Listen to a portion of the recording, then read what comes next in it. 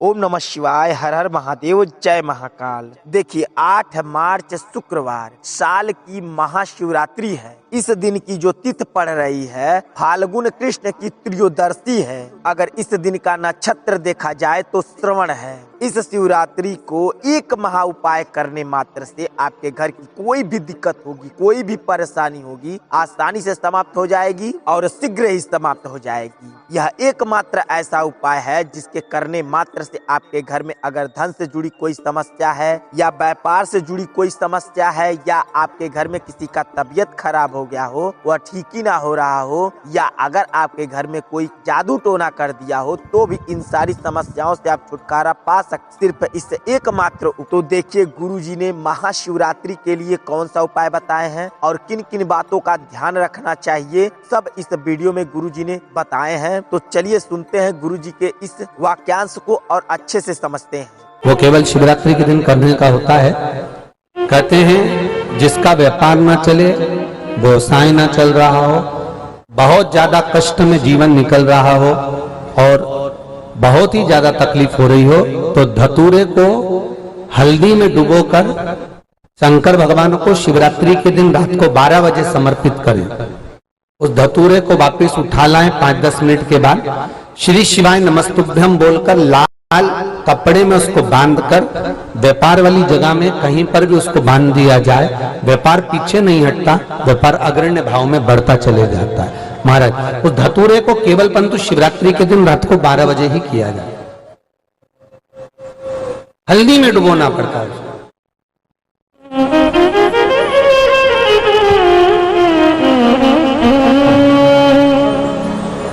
यही प्रमाण एक क्रम में और है महाराज जी। लिंग पुराण कहती है, मान लो किसी व्यक्ति को कोई एक भारी बीमारी हो गई, बड़ा रोग हो गया और वो रोग डॉक्टर कह रहा है कि ये ठीक नहीं होना है, बहुत तकलीफ उसमें है और कष्ट ही कष्ट है, वो ठीक नहीं हो रहा, दवाइयां लग रही, गोलियां खा रहे हैं। तो महाराज उसका भी वर्णन है। 7 धतूरे, कितने धतूरे लेना है? 7 धतूरे। कोई सी भी शिवरात्रि से मतलब महीने में एक बार शिवरात्रि आती है, प्रत्येक महीने आती है। किसी भी शिवरात्रि के दिन 7 धतूरे लेकर एक धतूरे में मूली, लच्छा, नाड़ा लपेटकर चंद्रमौली भगवान का स्मरण कर उस मौली को लपेटकर 6 धतूरे में हल्दी लगाकर शंकर भगवान की जो जलाधारी है, जलाधारी में आपको पहले भी वर्णन किया है, शंकर भगवान का ये शिवलिंग है, ये जलाधारी है, ये भगवान का जल निकलने का स्त्रोत, चरणारविंद का भाव। शिवलिंग जहां रखा हुआ है ये पार्वती जी का हस्त कमल, जो ये गोल भाग है ये पार्वती का हस्त कमल, जहां शिवलिंग रखा है। जहां से जल नीचे गिरता है उसके सीधे भाग में श्री गणेश जी महाराज का स्थान है, उसके उल्टे भाग में श्री कार्तिकेय जी का स्थान है। जलाधारी के सामने एक मोटी सी लाइन होती है, कहीं सांप बना होता है, कहीं स्थान बना होता है। जो मोटी सी लाइन है ये शंकर भगवान की सबसे छोटी लड़की अशोक सुंदरी का स्थान है। जलाधारी के ऊपर जो 3 टेकी लगी है ये भृगु ऋषि का भृंगी गण का स्थान है।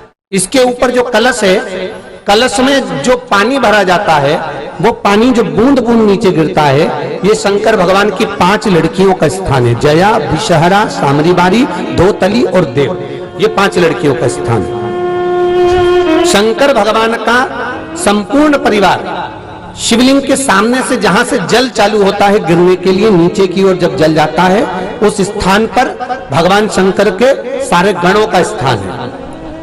फिर जब जल बहकर सामने की ओर जाता है, जितनी दूर तक जल जाता है उतनी दूर तक भगवान शंकर के उस जल भाग को ग्रहण करने के लिए 33 कोटि देवताओं का स्थान है। इसलिए उस जल को हम लांघते नहीं है क्योंकि वहां 33 कोटि देवता विराजमान रहते हैं। महाराज तो जो बीमारी डॉक्टर ने बता दी और बहुत बड़ा रोग हो गया और शरीर में कष्ट है, ठीक नहीं हो रहा, चाहे लीवर से जुड़ा हो, चाहे किडनी से जुड़ा हो, चाहे कैंसर से जुड़ा हो, और मान लो शरीर में कहीं गांठ भी हो गई है और वो मिटी नहीं रही हो, तो महाराज निवेदन है 7 धतूरे, एक धतूरे पर मोली लपेटकर वो शंकर जी के शिवलिंग के ऊपर चढ़ाना।